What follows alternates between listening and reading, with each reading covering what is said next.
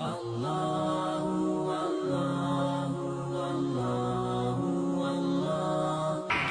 فرماتے ہیں تمہیں کیا معلوم کتنے لوگ ایسے ہیں جب بستر پہ ان کو موت آ رہی، تم سمجھ رہے یہ کافر مر رہا ہے، یہ مشرک مر رہا ہے، یہ منافق مر رہا ہے، یہ بے دین مر رہا، ہو سکتا ہے وقت آخر اس نے کلمہ پڑھ لیا ہو، یہ تمہارا مسئلہ نہیں، لیکن کتنے لوگ ایسے ہیں جو تم سمجھ رہے بڑا مومن متقی پرہیزگار دنیا سے جا رہا، تمہیں کیا پتا کہ آخری وقت میں کس طرح سے شیطان نے اس کو بہکایا۔ حدیث یہ ہے کہ بعض مرنے والے ایسے ہوتے ہیں کہ ملک الموت آ گیا، اس نے دیکھا وہ مانیٹرنگ جو اسکرین تھی اس پہ سے نام مٹ گیا، وہ آ گیا اس کے پاس۔ عام حالات میں تو ملک الموت کو بڑی جلدی ہوتی، اس کی روح قبض کرو تو پھر وہاں جانا، تو پھر وہاں جانا، تو پھر وہاں جانا۔ کچھ ایسے لوگ ہیں کہ ملک الموت سے کہہ دیا جاتا ہے جلدی نہیں کرو، ٹھہر جاؤ۔ روح نکلنا کسے کہتے ہیں؟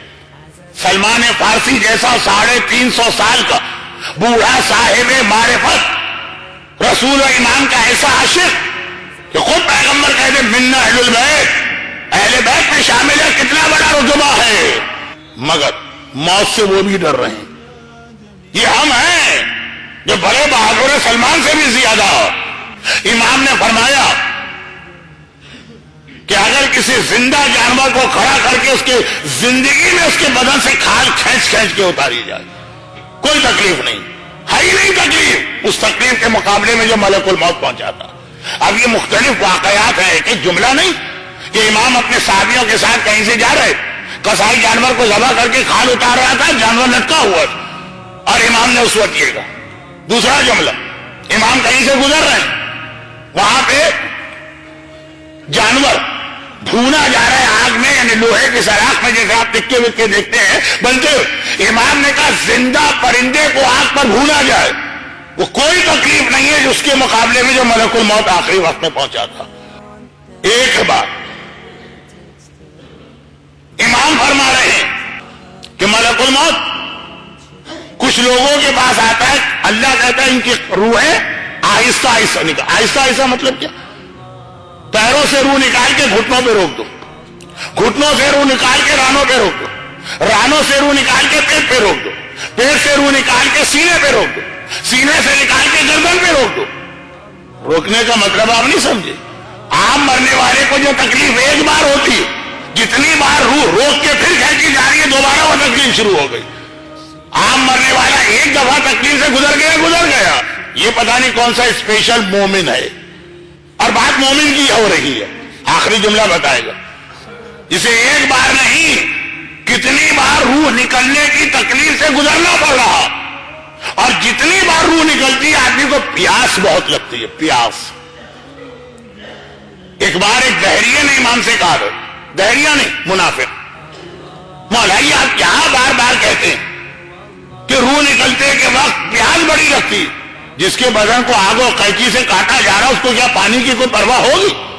امام نے قرآن کی آیتیں تلاوت کی جو وقت نہیں، سورہ واقعہ تک کی آیتیں، جس میں ہے کہ جہنم والے چیخیں گے خدا بندہ بہت پیاس لگ رہی ہے، تبھی انہیں کھولتا ہوا پانی اور پیپ والا پانی پلایا جائے گا۔ امام نے کہا جہنم کے عذاب میں بھی پانی کی پیاس اس عذاب سے بھی بڑھ جاتی ہے، جہنم کی تکلیف بھی آدمی بھول جاتا ہے پیاس کی وجہ سے، یہ تو اس سے کم کی تکلیف۔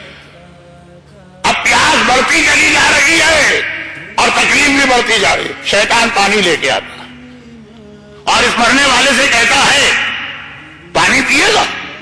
اتنی شدید پیاس کے جہنم میں آدمی عذاب جہنم میں پکارے پانی لاؤ۔ پانی التہاب ایک لفظ ہے عربی کا، آپ حضرات شارجہ میں رہ کے عربی تو سیکھ گئے ہوں گے۔ التہاب کہتے ہیں کہ اگر کسی پیاسے آدمی کے سامنے پانی رکھ دو اس کی پیاس خود بخود ڈبل ہو جائے گی، پانی دیکھ کر اور بڑھ جائے گی پیاس، سائیکولوجیکل پیاس۔ شیطان آتا ہے پانی لے گا، ارے نیکی اور پوچھ پوچھ، لا پانی دے، کہ ایک شرط پہ دوں گا، مجھے میری خدائی کو مانو اور کہو کہ میں تیرا رب ہوں۔ مومن گھبرا گیا، ارے ساری زندگی اللہ کو مانتا رہا، آخر میں تیرے کو مانوں گا، بھاگ جائے یہاں سے۔ شیطان اگر ایسا بھاگنے لگے نا تو وہ شیطان ہی نہیں ہوتا، بھاگنے والے کچھ اور لوگ ہوتے ہیں۔ خیر تو خلاصہ یہ ہے، مسکرا دیا شیطان، ابھی بھگا رہا، ابھی ہاتھ پاؤں جوڑ کے بلائے گا، جب گھٹنے میں روح روک دی گئی اور پیاس بڑھ گئی، شیطان نے کہا پانی چاہیے، میری خدائی مان۔ خلاصہ یہ کہ جب روح گردن میں رکی ہے اتنا پیاسا تو ہے، وہ بھی بڑا چالاک، ہر تھوڑی دیر کے بعد پانی کو گراتا بھی جا رہا، یہ ایک ہی پیالہ ہے، اگر یہ بھی چلا گیا پھر نہیں ملے گا پانی۔ اب ادھر ملک الموت کو بھی جلدی نہیں ہے کہ جلدی سے روح نکال لے، مسئلہ ہی ختم، وہ بھی آرام آرام سے روح نکال رہا، اور ادھر ہر دفعہ یہ تکلیف بڑھتی جا رہی ہے، ایک پانی کا پیالہ تھا بس وہ آدھا رہ گیا، 3/4 چلا گیا، چند گھونٹ بچے، شیطان کہتا ہے یہ آخری پانی ہے، ابھی میری خدائی کو مان لے۔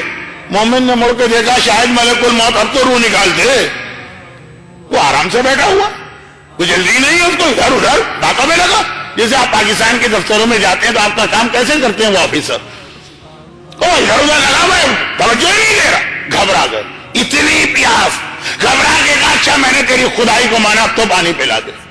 یہ جملہ کہا شیطان نے وہ پانی بھی زمین پہ پھینک دیا اور کہا کہ اگر میں خدا کے سامنے تیری مدد کر سکتا تو خود کو تھوڑی جہنم میں جلتا، اور ادھر ایک جھٹکے سے ملک الموت نے روح نکالی، ربنا لا تزغ قلوبنا بعد اذ ہدیتنا، خدا بندہ یہ آخری وقت میں ہمیں ہدایت کے بعد گمراہی نہ ملے، یہ اس وقت کی دعا۔ ہم نے تو دیکھا بھائی ہمارا مرنے والا مرتے دم تک ٹھیک رہا، ہمیں کیا پتا کہ پردے کے پیچھے، اسکرین کے پیچھے کیا اس کے اوپر گزر گئی۔ امام نے فرمایا اگر یہ چاہتا تو اپنی زندگی ہی میں اس کا انتظام کر سکتا تھا۔ مولا کیا کہا کہ اگر کوئی رجب کے آخری ہفتے میں 3 روزے رکھے، 7 ضروری نہیں، ایک 27 رجب کا تو آئی، ایک 24 رجب اور ایک 29 رجب، اور اگر یہ تاریخیں اس کے ہاتھ میں نہ رہیں کسی وجہ سے تو 7 دن جو آخری رجب کے اس میں کوئی 3 روزے رکھے تو ملک الموت جب روح قبض کرنے آئے گا تو وہ خود ہی کوثر کا جام بھر کے لاتا ہے ایسے آدمی کے لیے جو ماہ رجب کی آخری کوئی 3 دن 7 میں سے اس میں روزہ رکھتا ہے۔ یہ جام کوثر تیرے لیے ہے، جس کو جام کوثر مل جائے شیطان کا پانی اسے کیا بہنا پائے گا۔ ملک الموت خالی ہاتھ نہیں آتا، کوثر کا پانی پلاتا جاتا اور اس کی روح کو قبض کرتا جاتا۔ ایک جملہ، کیا شیطان کو یہ چیزیں نہیں پتا؟ بھائی مجھ سے تو زیادہ علم رکھتا ہے شیطان، جب میں نے یہ حدیث امام پڑھی شیطان کو بھی تو معلوم، تو اب شیطان کیا کرے؟ اول تو ہمیں اس قسم کے روزے رکھنے ہی نہیں دے گا، اور اگر ہم رکھ لیں تو ایسا کوئی چکر چلائے گا کہ روزے رکھ کے بھی ہم بغیر روزے والے ہوں گے۔ کیسے؟ جس کے اوپر واجب قضا روزے باقی ہو سنت روزہ رکھ ہی نہیں سکتا، وہ ماہ رجب کے سنت روزے رکھوا دے گا، ہم پر کوئی قضا بھی ہوگا، سارے روزے غلط ہوگا۔ یہ فائدہ صحیح روزوں کا ہے، غلط روزوں کا کوئی تھوڑی۔ روزے کا ٹیکنیکل مسئلہ کتنے لوگوں کو نہیں معلوم، تو شیطان 2 طریقے سے کام کر رہا، پہلے تو اول ہمیں آنے ہی نہیں دیتا دین کے راستے پر، اور اگر یہ حدیثیں ہم سن لیں تو ہماری لا علمی سے فائدہ اٹھا کے کوئی ایسا ٹیکنیکل ہم سے مسٹیک کرا دیتا، صدقہ دیا اور مرنے والے کو نہیں ملا، روزہ رکھا اور ہمارے لیے کوثر کا جام نہیں آیا۔